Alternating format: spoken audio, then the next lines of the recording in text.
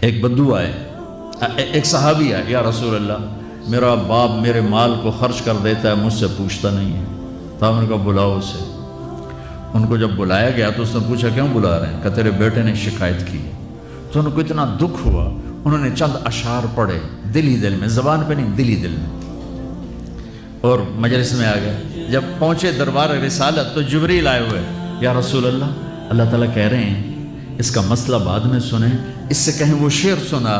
جو تو نے بیٹے کے گلے میں کہے ہیں اور اب تیری زبان سے ادا نہیں ہوئے پر تیرے اللہ نے سنے۔ تو آپ نے اس سے فرمایا اچھا بھئی تیری گل تو میں بعد سنوں گا، تو پہلے میں نے شعر سنا۔ انہوں نے کہا اشہد انک رسول اللہ، میں گواہی دیتا ہوں آپ اللہ کے رسول ہیں۔ یا رسول اللہ میں نے دکھ میں چند اشعار زبان سے نہیں دل ہی دل میں دہرائے تھے اور آپ کے رب نے عرشوں پہ سنا، واقعی آپ کا رب بھی سچا اور آپ بھی سچے۔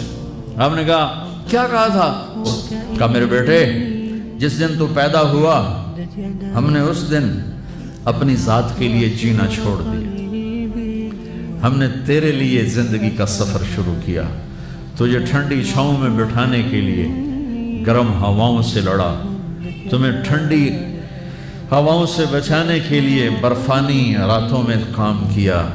تیری ایک مسکراہٹ دیکھنے کے لیے ساری رات تڑپا، ساری رات اپنے آپ کو کوہلو کے بیل کی طرح اپنی ساری جوانی کا رس نچوڑ کے تیری ہڈیوں میں ڈال دیا،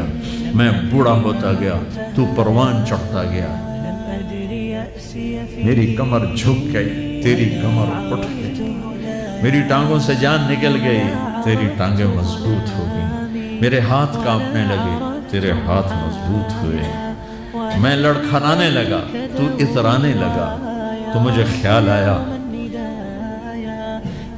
کہ جیسے میں اس کے لیے دھکے کھاتا تھا، اس کی زندگی کی دعائیں مانگتا تھا، اس کے لیے تڑپتا تھا، چلو آج میرا یہ سہارا بنے گا۔ لیکن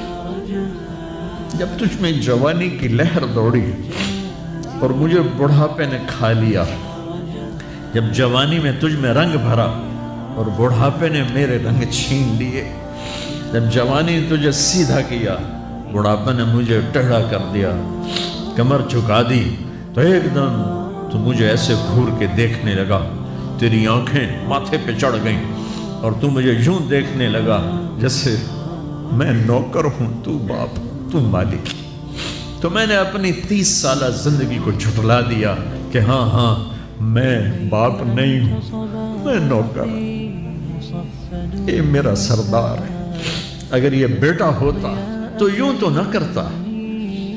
اس نے میری راتوں کے تڑپنے کو بھلایا، میرے گرمی سردی سے لڑنے کو بھلایا،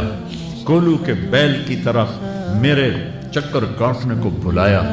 اپنی خوشیوں کو دفن کر دیا اپنے سینے میں، قبرستان بنا دیا اپنے سینے کو، اپنی خواہشات کا اور اپنی خوشیوں کا، اور آج تو مجھ سے ایسے بات کرتا ہے جیسے میں نوکر ہوں اور تو میرا آقا ہے۔ اچھا میرے بیٹے میں نوکر سہی، تو سب، پر میں تیرا پڑوسی تو، بندہ پڑوسی سے پوچھ ہی لیتا ہے کیا حال ہے، کوئی ضرورت تو نہیں، اتنا ہی پوچھ لیتے۔